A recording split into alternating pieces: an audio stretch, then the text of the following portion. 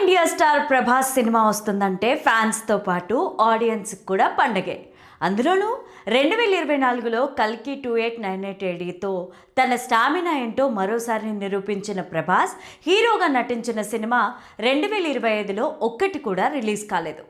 దీంతో ఆయన్ని silver screen పైన మళ్ళీ ఎప్పుడెప్పుడు చూద్దామా అని అందరూ ఇంట్రెస్టింగ్గా వెయిట్ చేస్తున్నారు. ఇలాంటి టైంలో ఈ సంక్రాంతి కానుకగా ది రాజాసాబ్తో థియేటర్లలో అడుగుపెట్టారు ప్రభాస్. ఈ చిత్రానికి మారుతి దర్శకత్వం వహించడంతో ప్రభాస్ లాంటి పాన్ ఇండియా హీరోని ఆయన ఎలా డీల్ చేస్తాడో అని అందరూ ఉత్కంఠగా వెయిట్ చేశారు. పైగా Prabhas first time horror, fantasy, comedy జోనర్ని ట్రై చేశారు. జనవరి 9న రిలీజ్ కావాల్సిన ఈ చిత్రం 8వ తేదీయే ప్రీమియర్స్ ద్వారా థియేటర్లలోకి అడుగుపెట్టింది. ప్రభాస్ మారుతి కాంబినేషన్ ప్రేక్షకుల్ని మెప్పించిందా? తొలిసారి హారర్ జోన్లోకి అడుగుపెట్టిన ప్రభాస్ ఈ సంక్రాంతికి హిట్ కొట్టాడా అన్నది రివ్యూలో చూద్దాం. ఈ లోకంలో అన్నింటికీ డబ్బే ప్రధానం అనుకునే కనకరాజు దేవనగర సామ్రాజ్య జమీందారిని అయిన గంగాదేవి పైన కన్నేస్తాడు. తనకు జరిగిన అవమానానికి ప్రతీకారంగా ఆమెను ఎలాగైనా పెళ్లి చేసుకుని రాజ్య సంపదనంతా దోచుకోవాలని పథకం రచిస్తాడు. బైరాగి సహాయంతో క్షుద్ర శక్తులను అవపోసన పట్టి ఆమెను తన వశం చేసుకుంటాడు. ఆ తర్వాత రాజ్య సంపదనంతా అపహరించి పరారవుతాడు. ఆ తర్వాత కనకరాజు ఏమయ్యాడు? గంగాదేవిని రాజ్యం వదిలి సామాన్యురాలిగా ఎందుకు బతకాల్సి వచ్చింది? ఇందులో గంగరాజు పాత్ర ఏంటి? నానమ్మ కోరిక మేరకు తాతను వెతికేందుకు హైదరాబాద్ చేరుకున్న రాజుకి ఎలాంటి సిచ్యువేషన్స్ ఎదురయ్యాయి అన్నదే మిగతా కథ. ఈ సినిమా కథంతా నర్సాపూర్ ఫారెస్ట్లో కోట చుట్టూ తిరుగుతుంది. ఫస్ట్ షాట్లోనే కనకరాజుకి డబ్బంటే ఎంత పిచ్చో చెప్పేశాడు దర్శకుడు మారుతి.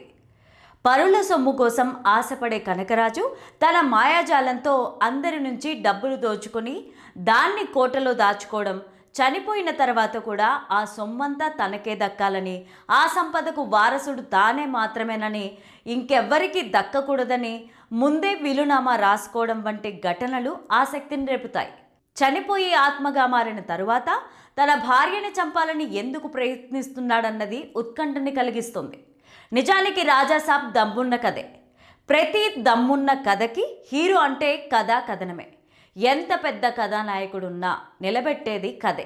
కానీ ఈ సినిమాలో ప్రభాస్ ఇమేజ్ని దృష్టిలో పెట్టుకొని అనవసరమైన సన్నివేశాలతో అసలు కథని గాడి తప్పించారు దర్శకుడు మారుతి.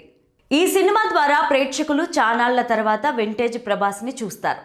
ఏ విషయాన్నైనా సరదాగా తీసుకోవడం, బాగా వెటకారం కలిపిన ఆ క్యారెక్టర్లో వింటేజ్ ప్రభాస్ కనిపిస్తాడు.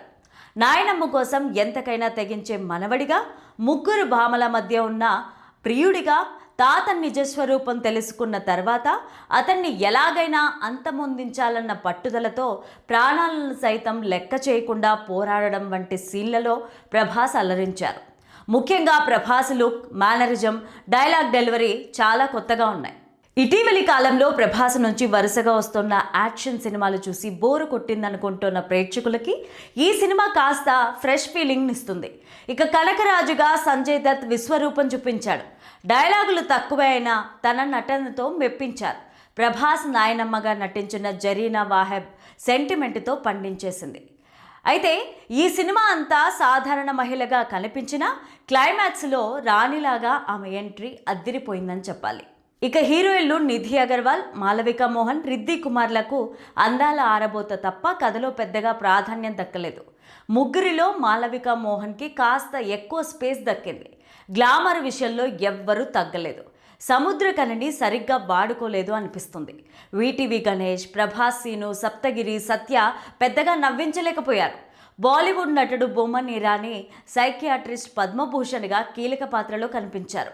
ది రాజాసాబ్ కథ పరంగా చూస్తే అంత కొత్తగా ఏం కనిపించదు. కథ పాతదైనా ప్రేక్షకుల్ని ఎలా మెప్పించాదన్నది దర్శకుడి ప్రతిభ మీద డిపెండ్ అయి ఉంటుంది. ఈ విషయంలో మారుతి కాస్త తడబడినట్లే కనిపిస్తోంది. సినిమా ప్రారంభంలోనే సత్య ఎపిసోడ్తో కాస్త ఉత్కంఠ కలిగించినా ఆ తర్వాత ప్రభాస్ ఎంట్రీ చూపించి సుమారు గంట పాటు స్టోరీని అక్కడక్కడే తిప్పుతూ చూపించాడు.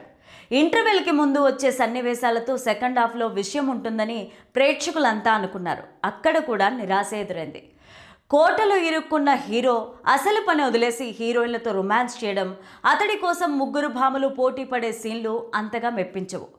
ప్రీ క్లైమాక్స్ యాక్షన్ సీన్లు పర్వాలేదనిపించగా క్లైమాక్స్ మాత్రం అంతగా మెప్పించలేదనే చెప్పాలి. టీజర్ సమయంలో గ్రాఫిక్స్ పైన వచ్చిన విమర్శల్ని మేకర్స్ సీరియస్గా తీసుకొని బెస్ట్ అవుట్పుట్ ఇస్తారని ఆశించిన ప్రేక్షకులకి నిరాశ ఎదురైంది. కొన్ని సీన్లలో గ్రాఫిక్స్ వర్క్ నాసిరకంగా ఉంది. ఈ విషయంలో మేకర్స్ ఇంకాస్త శ్రద్ధ పాటించాల్సిందేమో అనిపిస్తుంది. అయితే ముసలి ఫైట్ మాత్రం ప్రేక్షకుల్ని అలరిస్తుంది.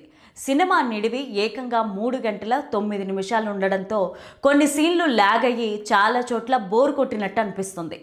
ఇలా భారీ అంచనాలతో థియేటర్లలోకి వెళ్ళే అభిమానుల్ని మాత్రం రాజాసాబ్ కాస్త నిరాశపరచొచ్చు. కానీ Prabhas entertainment, vintage comedy, timing మాత్రం ఖచ్చితంగా అలరిస్తాయి. మొత్తానికైతే మారుతి ఇంకాస్త ఎంగేజింగ్గా స్క్రీన్ ప్లే రాసుకొని ఉంటే బాగుండేది. ఇక తమన్ మ్యూజిక్ కూడా పెద్దగా ప్రభావం చూపించలేదు. ముఖ్యంగా తమన్ నేపథ్య సంగీతంతో నిలబెట్టేస్తాళ్లే అనే పేరుంది, కానీ రాజాసాబ్లో అవసరమైన దానికంటే అనవసరమైన దరువులే ఎక్కువ వినిపించాయి. ఫస్ట్ హాఫ్లో పాట ఫైట్తో ప్లేస్మెంట్ని సెట్ చేసుకుంటూ వెళ్ళాడు. తమన్ పాటలు రన్ టైంకి తప్పితే రాజాసాబ్ రన్వేకి హెల్ప్ కాలేకపోయాయి. హడావిడి ఎక్కువ, అవుట్పుట్ తక్కువ అనేట్టుగానే ఉంది తమన్ మ్యూజిక్. కార్తిక్ పలాని సినిమాటోగ్రఫీ గ్రాండ్గా అనిపిస్తుంది. ముగ్గురు హీరోయిన్లకు కథలో పెద్ద స్కోప్ లేకపోయినా తన కెమెరా లెన్స్కి మాత్రం బాగా పనిపెట్టాడు. ప్రభాస్ని లుక్లో చాలా చేంజ్లు కనిపించాయి. ఒక్కో చోట ఒక్కోలా కనిపిస్తూ ఉంటాడు. ఒకసారి భలే ఉన్నాళ్లే అనిపిస్తుంది. కొన్ని షార్ట్స్లో మాత్రం ఇదేంటి ఎలా ఉన్నాడు అనిపిస్తుంటుంది.